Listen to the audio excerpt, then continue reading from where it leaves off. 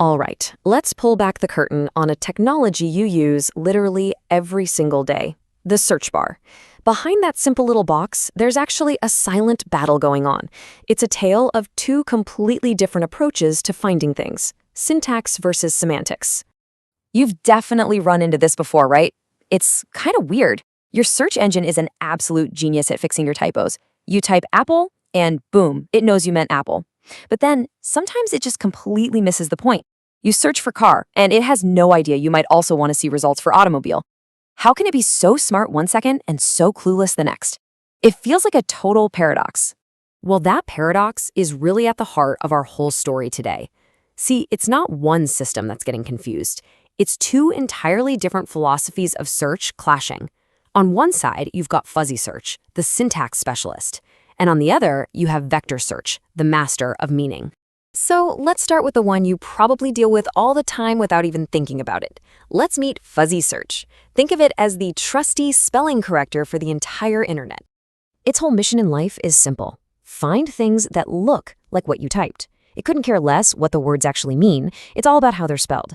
It was basically designed for a world where we're all typing super fast and making mistakes. So how does it actually pull this off? It uses a clever trick called edit distance, which is just a fancy way of saying it counts the number of changes it would take to get from your typo to the real word. So for fuzzy search, Apple is just one tiny swap away from Apple. It's a really simple mathematical way to spot a typo. And you see this everywhere. When you're shopping online and misspell a brand, that's fuzzy search saving the day. When autocomplete finishes your sentence, or when you mess up a friend's username but still find them, yep, that's fuzzy search again. It's the hero of our everyday typos. But here's the catch, and it is a big one. Because fuzzy search only cares about the letters, it has absolutely zero understanding of meaning. To a fuzzy search system, the words car and automobile are as different as car and cat. They just don't look alike, so as far as it's concerned, they're not related. And that's where we need a totally different kind of intelligence. So, let's meet our other contender. If fuzzy search is the spelling corrector, then vector search is the meaning finder. And this, my friends, is where things get really, really cool. Unlike its cousin, vector search doesn't give a hoot about spelling. Its entire job is to understand the intention and the context behind your words. It's not looking for keywords, it's searching for ideas. How in the world does it do that? Well, it uses AI to turn words and even whole sentences into long strings of numbers called embeddings. You can almost think of it like giving every single word a coordinate on a giant map of meaning.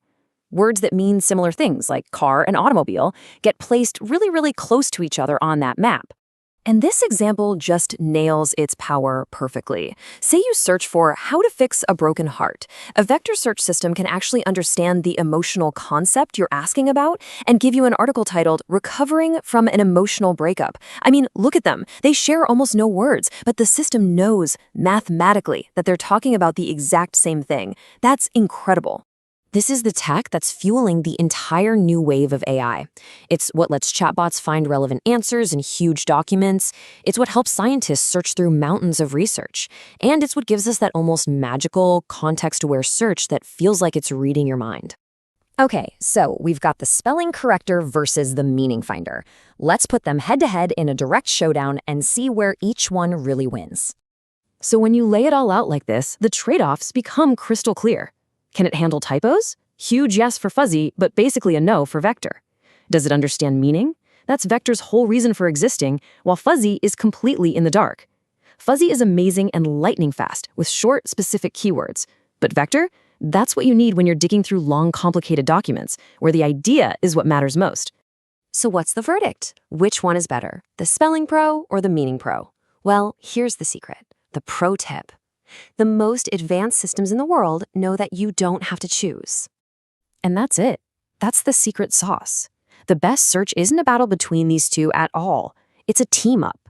They don't make you pick one. They combine their strengths to build something way more powerful than either one could be on its own. And this is basically the recipe for perfect search. You start with a classic keyword matcher, something like BM25 for that raw precision. Then you bring in vector search for that deep semantic understanding. And finally, you layer on fuzzy search to handle all the typos. Each piece has a very specific and very important job to do.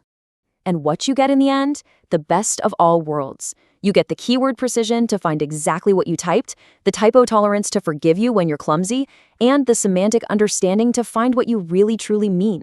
This, right here, is the gold standard.